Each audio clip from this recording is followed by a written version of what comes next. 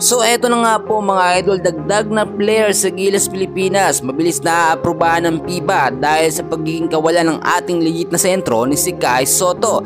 And bago natin yan ipagpatuloy pag-usapan mga kaibigan, please huwag niyo po munang kakalimutan na i-like at i-subscribe ang ating channel.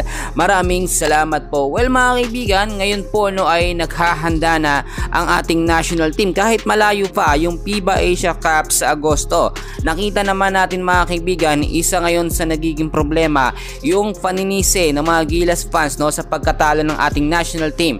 Ang sinisisi nila yung sistema nga daw po ni Coach Tim Con, which is hindi po nagpapalit or nagdadagdag ng panibago or additional na players sa ating national team.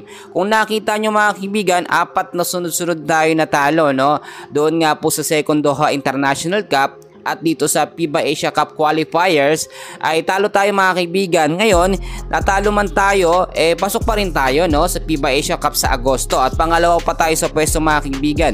Ngayon mga kaibigan ko, dahil nga po isang problema ang sistema ni Coach Tim Con at kakulangan natin sa big man or lineup tulad na lamang ni Kai Sotto, magkakaroon na panibagong adjustment ang ating national team, Gilas Pilipinas. So ano ba yung adjustment na ito mga kaibigan? Ang sinasabi ko mga kaibigan ko, panibagong starting lineup o first 5 lineup ang gagawin po ng Gilas Pilipinas na si Coach Tim Con. Highly suggested na yung 3 player mga kaibigan at ito ay mabilis po na inaprobahan ng FIBA. So bakit inaprobahan ng FIBA mga kaibigan? Nakita nyo naman yung absence ni Kai Sotto, yung wala tayong Kai sa loob, at yung nakalaban natin na New Zealand, 2 naturalized player yun mga kaibigan, inaprobahan ng FIBA. So walang choice ang FIBA at wala silang maidadahilan kung bakit hindi nila pwedeng aprobahan agad ang 3 players na yan. Yung 3 players na yan mga kaibigan, ito ay si QMB, si Jordan Heading, at eto nga pong si Renzo Bando. Dumadaan kasi mga kaibigan lahat sa FIBA, yung mga nililistang lineup nga po sa ating national team. Hindi agad-agad pwedeng maglagay kung sino-sino hanggat walang approval po ng FIBA. Sa kabilang banda naman mga kaibigan, ito yung magpapalakas sa ating Gilas Pilipinas. Panibagong adjustment nga po ni Coach Tim Con. Nakita nyo mga kaibigan, si Coach Tim Con nakikinig yan sa mga Gilas fans. Kung ano yung sinasuggest ng mga Gilas fans, minsan yun yung ginagawa niya.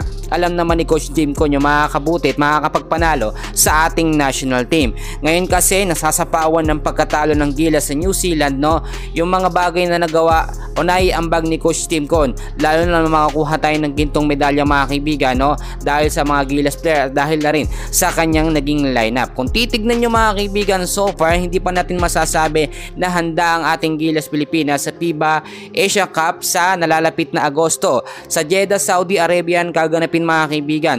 May ilang buwan pa tayo para maghanda at mag-practice ang ating Gilas Pilipinas. And so far kung nakita nyo, kailangan talagang ma-maintain na ating Gilas Pilipinas yung magandang chemistry na nagsisimula sa practice. Kailangan magkaroon ng practice at chemistry. Unang-una, etong si QMB mga kaibigan, ng UAAP star player, dapat yan.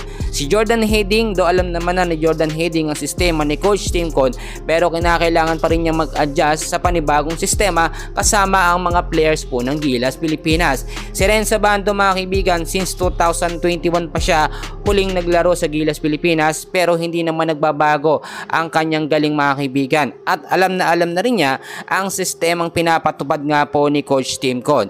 Tulad ng aking sinasabi, mas mabibigat po mga kalaban ng ating Gilas Pilipinas dito sa FIBA Asia Cup, mas matatangkad kaysa sa New Zealand na dapat pumpaghandaan ng ating national team. So far ito muna ang update natin for today, and please huwag niyong kakalimutan na mag-like and subscribe sa ating channel. Maraming salamat po.